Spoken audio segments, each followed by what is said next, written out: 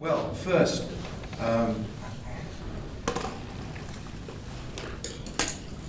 thank you, Teresa. Thank you, Hadrian.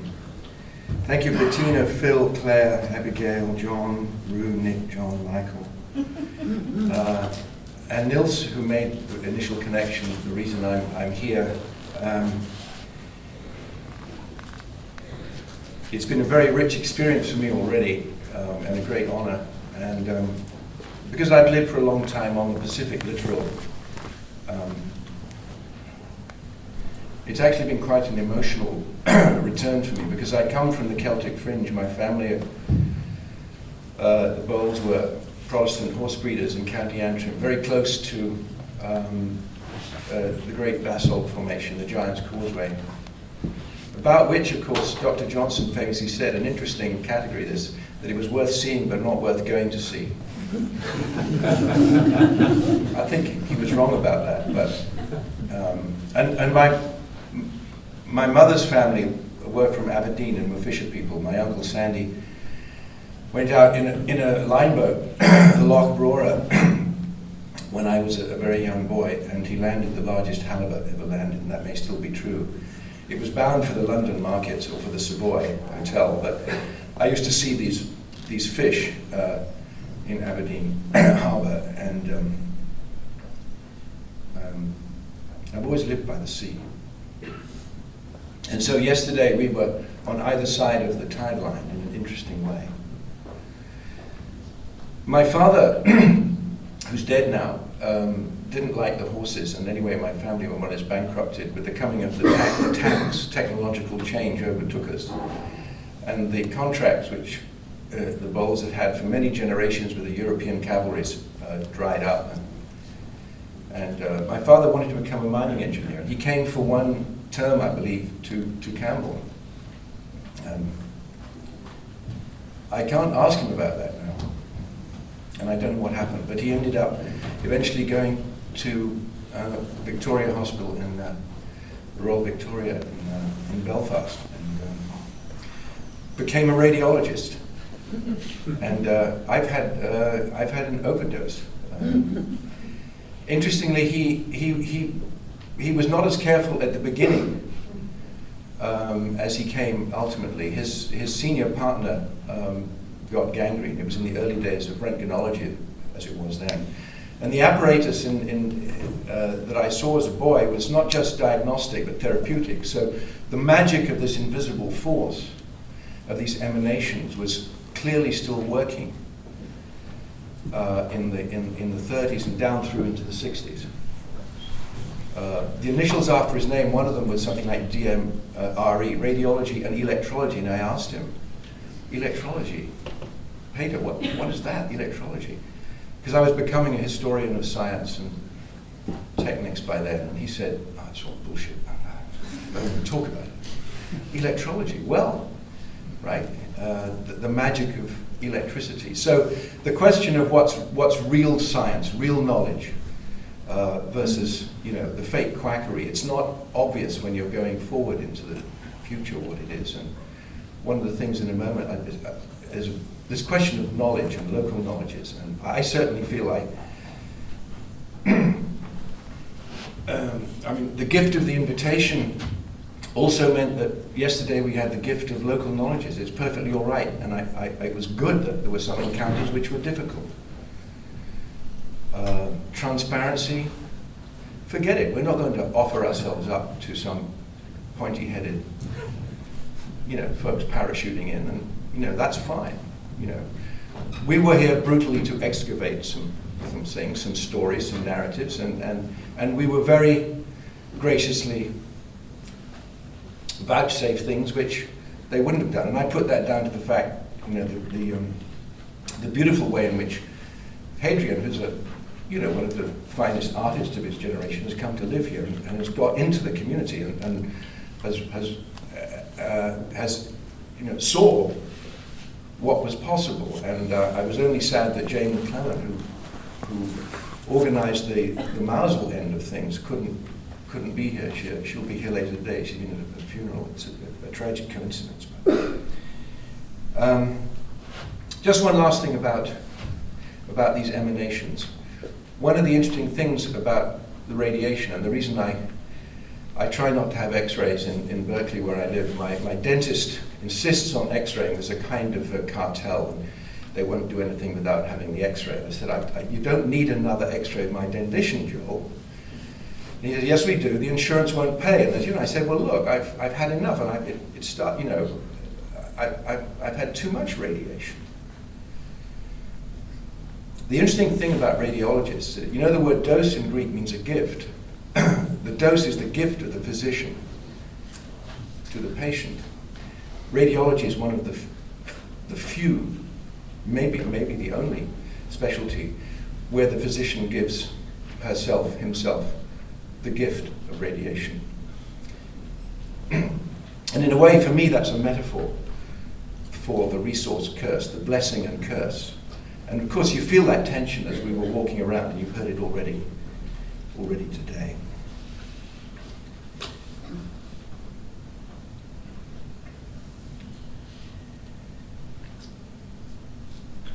So we started in Newlyn Harbour. This first image, and I've just got a few, is interesting, right? Because it's not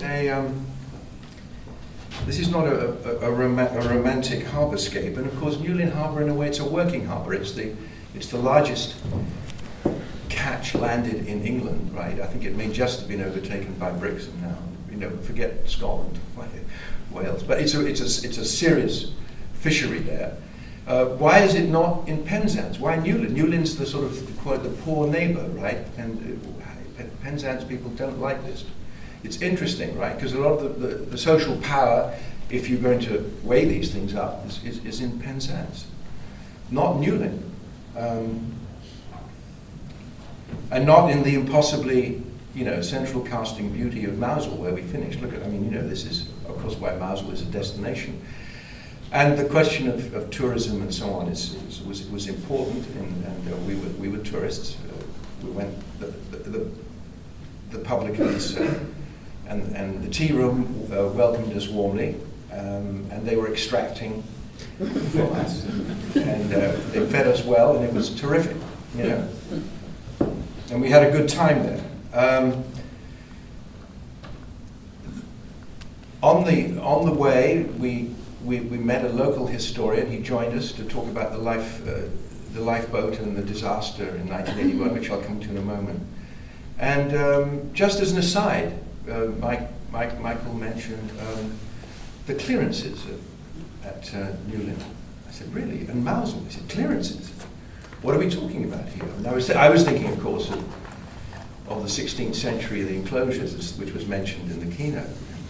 He said no, it was slum clearance, right, in the 50s. They had slated 350 dwellings in Mousehole to be destroyed.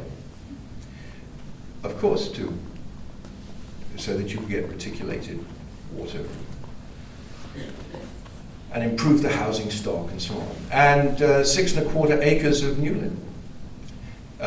It didn't happen, but it was interesting. So there was a lot of that yesterday. Just things that one really wishes to follow up on. Okay, so here's Newlyn Harbour. We got there. The early birds got there at 7, in time for the fish auction. We were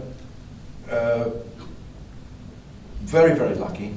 We started at the Fisherman's Mission. We were very lucky to be guided by Nick Howell, who's a hugely important figure in the economy right here, because Nick is a kind of a brilliant entrepreneur in a way. He saw a niche. He's the man who has turned pilchards into Cornish sardines. Right?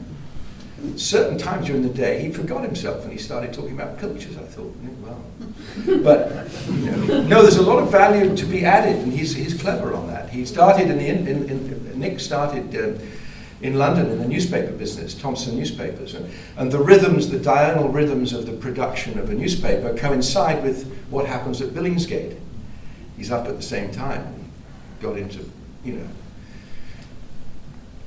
fish that way, and he's made an interesting livelihood down here. And anyway, it was an absolutely, I can't imagine what happened yesterday without Nick. Very, very interesting, and those who were on the walk will I think endorse that. So the fish auction was fascinating. There was quite a good catch, quite varied. The number of species were, well, there were things that we hadn't seen. It didn't match Doc Rickett's Cannery Row, that passage from Steinbeck that I read out, which in the keynote. But here's a fish auction, of course, one of the renderings of the 19th century.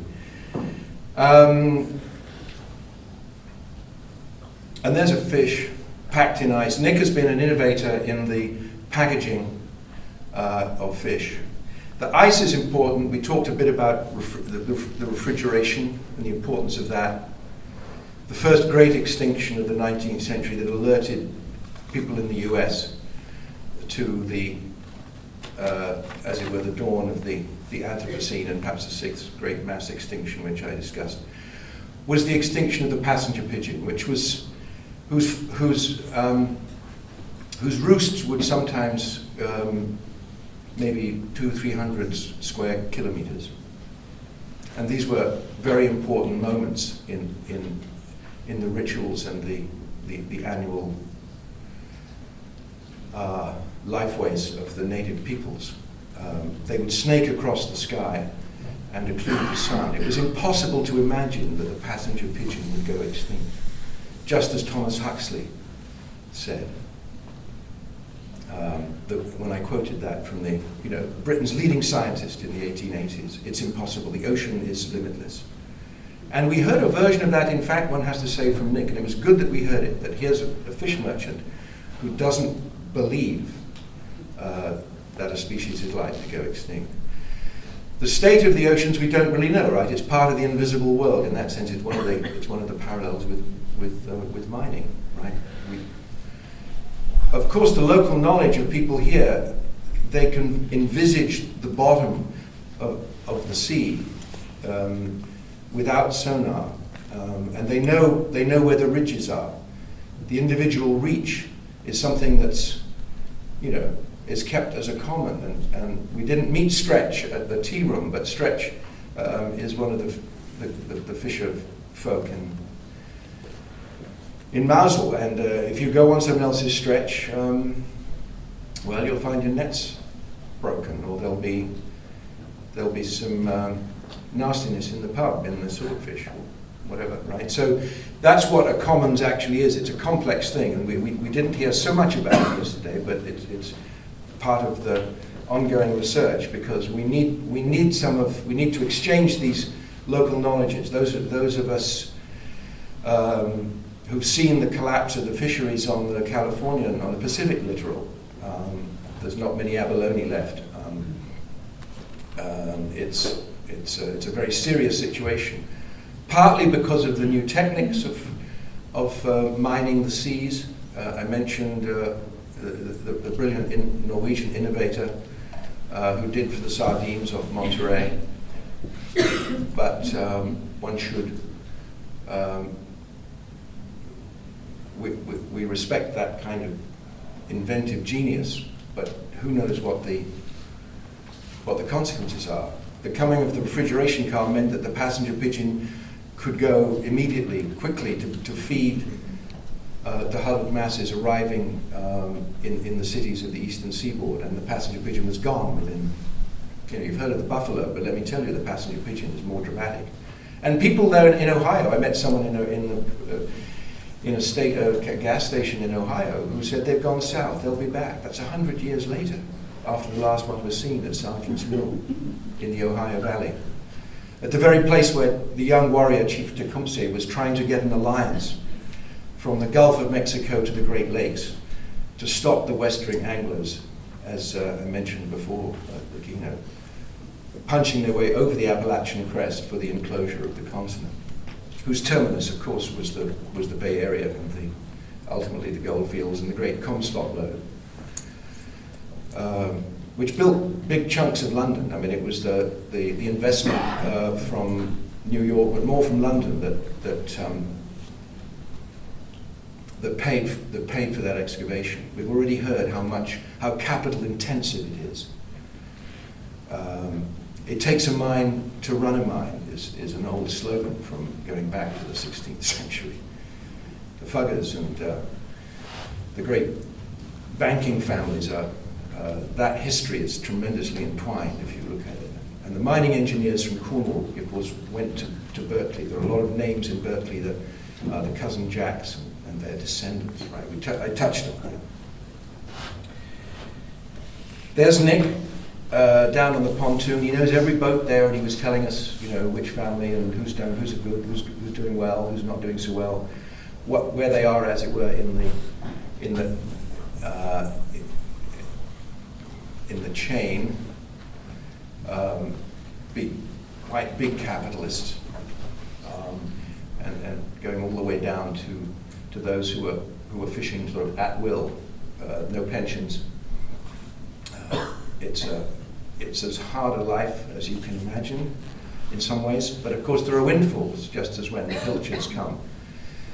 There's a lot of cash, and it goes up people's noses sometimes behind the swordfish.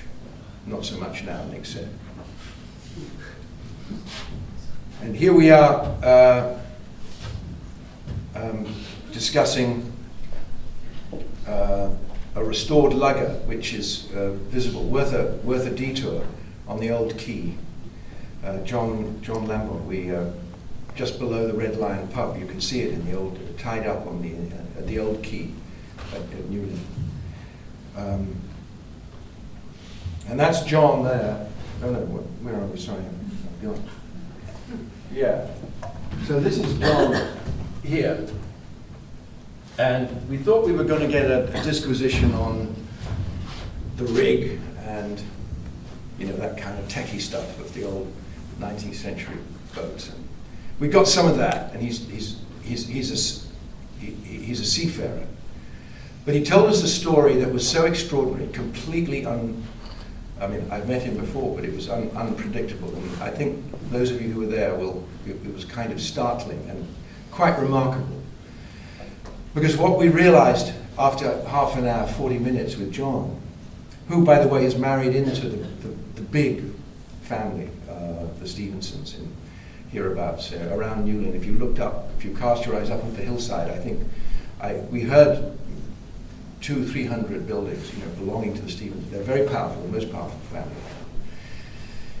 John worked in the civil service. He is called the dying embers of the British Empire. He worked in the China Seas. After years plying the coasts of the West African littoral, he ends up in China and the China Seas, talking about anti-pirate devices, the tough life of being aboard these cargo ships.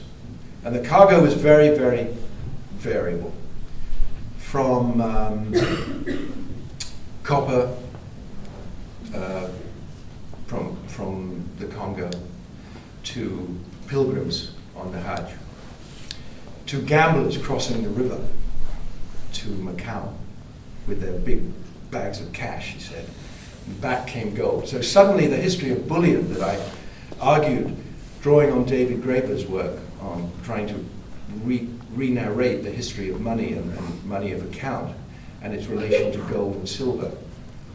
And crucially, what happens when societies break down and social trust gets low, the tab disappears, the paper promise, and you go back to these minerals.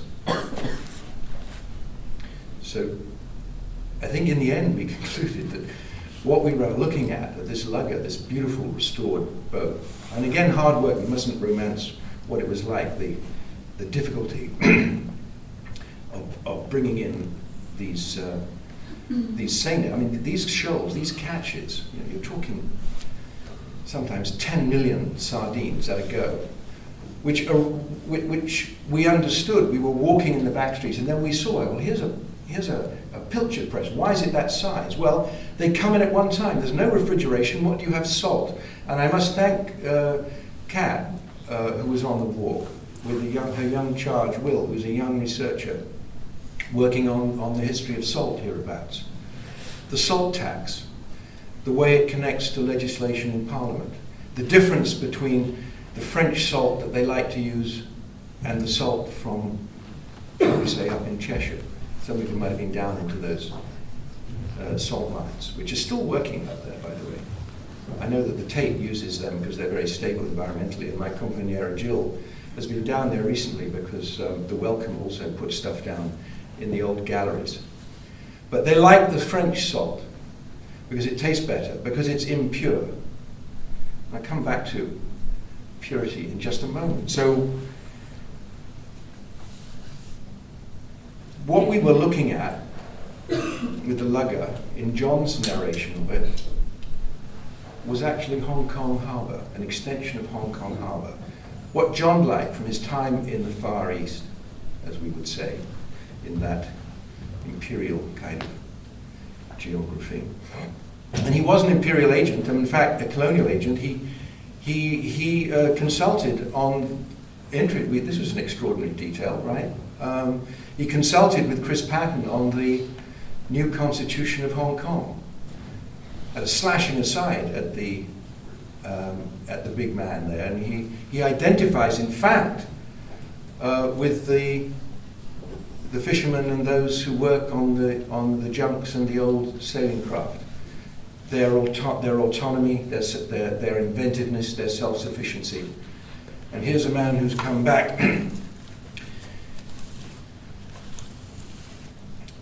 to build a craft not for the heritage industry, but because he believes in the kind of inventiveness that for sure is going to be needed as coastal civilization comes under more threat.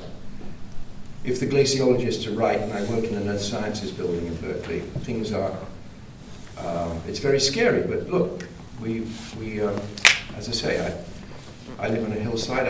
It looks like I'm going to have a beachfront property before too long. That's not bad, but there'll be inundation below, you know, so the transience of the shoreline, it was a beautiful presentation by Robin, you know, gave a real sense of the impermanence of things, which is no strange thing for people who live on the tide line, right? So on our way around to Moscow, two more stops or anything, just quickly. The quarry. We were able to get into the quarry thanks to Hadrian, and we got permission from the new owners of the Penley quarry. That's an image that came up at the keynote. What we think of that. Rue, who isn't here today, and she's doing really important study. She's based at the Courtauld, doing a really important study on labour and its representation through, in particular, Stanhope Falls, and was a beautiful addition to our group, as was Tim, who's working on the heritage industry, the aftermath of the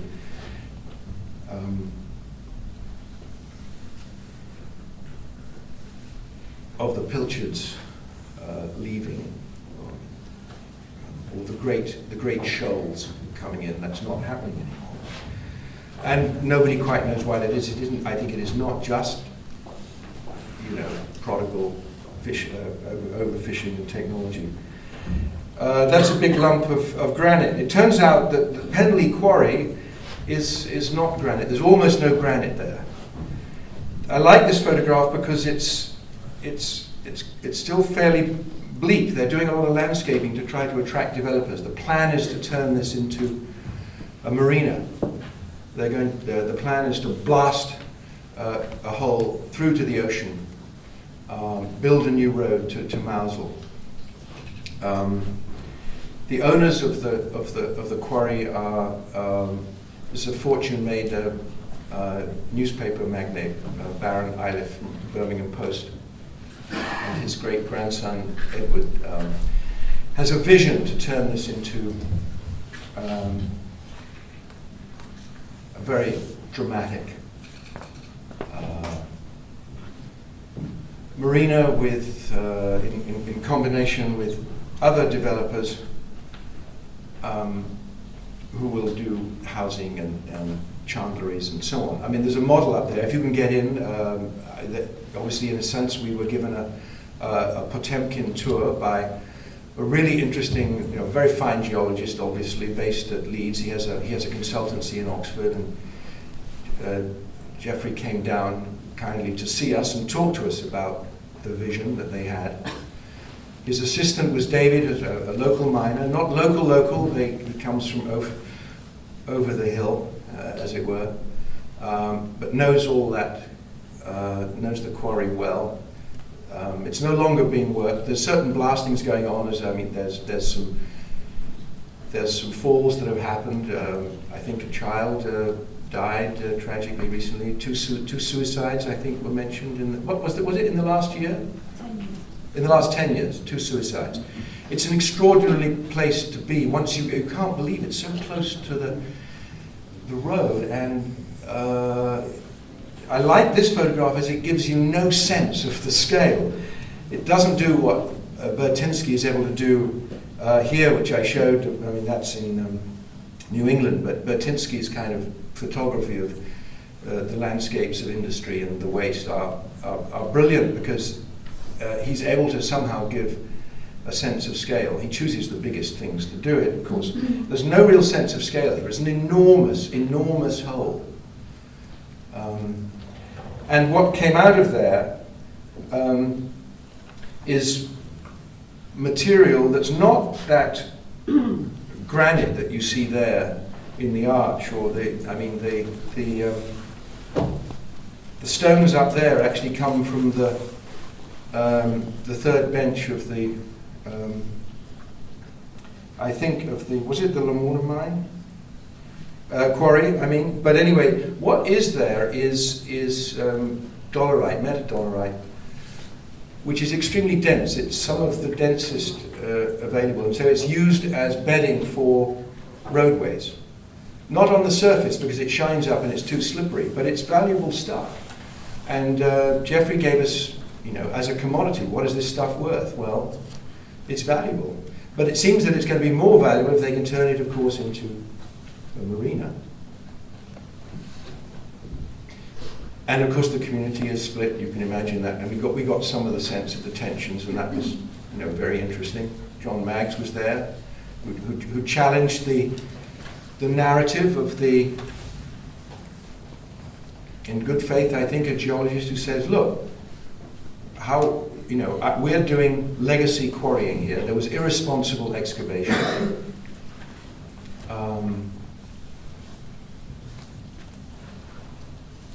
We're doing remediation. We're trying to make it safe. The public right-of-way collapsed. They haven't there's problems with the local farmers. Their furrows are going the wrong direction. The hole is filling up with runoff. It's not leaching through. It's so dense. It's not leaching through. It's not coming in from the sea. The enormous amount of water, it's perhaps 70, 80 meters deep now, is runoff, and they've got pumps running all the time. I thought we've had a very interesting time there. They've left this arch as a kind of a spectacular way in. They've landscaped it so it invites you through the arch as a kind of a feature to what is not a barren landscape. No, that's not right. But it's clearly a scene of tough work, and a lot of people got quarry lung. We don't know. Not much silica there, so no silicosis. We don't know. The oral histories might offer that up. That's still work to be done. There's gardeners there working to beautify it, to attract investors as they try to push through with this project. A planning application is apparently going in later in the year. They've been going at it several years, and there's a model there. If you get in, you can go and look at it. It's interesting. It was a fascinating place to be. Just a last word about it. We asked Geoffrey what was the most surprising thing geologically, and he said, well, it's just a very, very heterogeneous substance there. You know, it's very dense because it's cooked by the granite below. That's why it's sort of meta. It's dolerite of a special kind. It's cooked and it's hard, and that's why it's made for road making. And I met this morning. I met somebody a Cornishman who had worked there. By accident, I was back in the fisherman's. I was back in the mission trying to get my bicycle, which got trapped there last night. Surprisingly, there were tens of thousands of people lining the road on my way to get the bike, my John David's bike, and children waving flags. And we have a photograph, Ian. What's that? We have a photograph. Yeah, it was even stranger coming back the other way. I mean, they're so bored standing there waiting for as it turns out, the Lloyd's TSB and the Coca-Cola floats. The guy, or maybe it's a woman, running apparently looked like Robin threw up a thing or somebody in kind of lycra running with the torch, has to slow down to keep to the pace of the advertising trucks. It's a very bizarre scene. And of course the flags are British, so in a way, how was I to know this when I said at the, I didn't know this was happening at all, but when I said from the pulpit of the keynote that I wanted to talk a bit about road building as nation building. More so in France, more obviously, because the struggle to race with bicycles on the open road and not be confined to velodromes and these sportscapes was won in France and lost in Britain. But road making is part of nation building, and John Gillis's great work on the very idea of crystality now, but before on insularity and peninsularity. John Gillis, I quoted from his thing where he's, one of the first end-to-end is the guy with the wheelbarrow, right, in 1879, and the locals at Land 10 saying, well, what's going on here? Well, of course, it's marking out the nation. And of course, the ironies of an international, competition. There were no Cornish flags. That was surprising. No, it wasn't. Anyway, it's clearly a kind of, here we have an end-to-end, nation-building exercise on the roads, which may have underneath them some of that quarry material.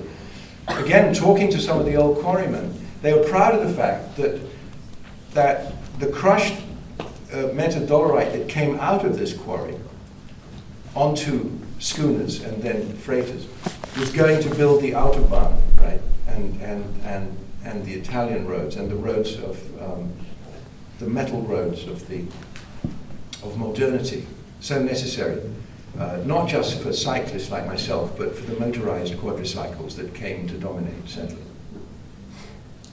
And it was cyclists they were the same people, unfortunately. So stone breaking and road making, macadam, the paving of the planet, that was developed here. We can be proud of that. It was partly Cornish folks who came to know deeply about that process. And we know that it's destroying the planet. The macadamizing of the planetary roads now, especially in China, are an ecological disaster.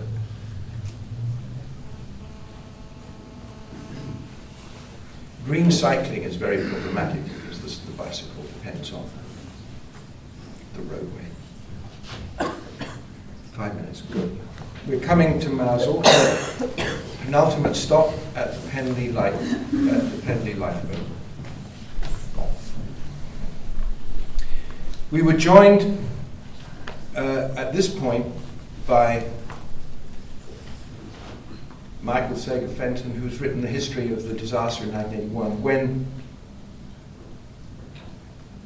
on a maiden voyage, this ship foundered in a big storm up to force 9, 10, 11, and the Mosul lifeboat went out, and all were lost in this disaster. It turns out it was indeed a disaster not only for those who were lost, but for those on shore as well, in a way. They've never quite recovered from the intensive intrusion and other things of the press. That's a story that's still unfolding, and it was very moving to hear, I think those of you who were there agree, to hear Michael narrate that story. Very different from, in a way, not propaganda, but the kind of story we were told as we stood in the quarry. We need to build here because otherwise it's going to be on a prime agricultural land, you know, these kind of false oppositions I felt myself. Anyway, that was very, we fell silent at that point in a way. And then we ended up at Mousel and at the tea shop, and we met Mr. Cotton, the lobsterman, and Billy the gardener and a few others. Some who we were going to meet didn't come because Jane, the local, wasn't there. She was away at the funeral. But we were very exhausted and massively sort of overloaded with tremendously interesting stories, which I think will take a long time to work through. And not just for us to come away with, but also I'm trying to think of ways in which at least I can help bring commoners together on the timeline here with those in California, whose histories are entwined for sure. And I'm looking forward to the rest of the weekend to start that process. So thank you, and peace to the colleges.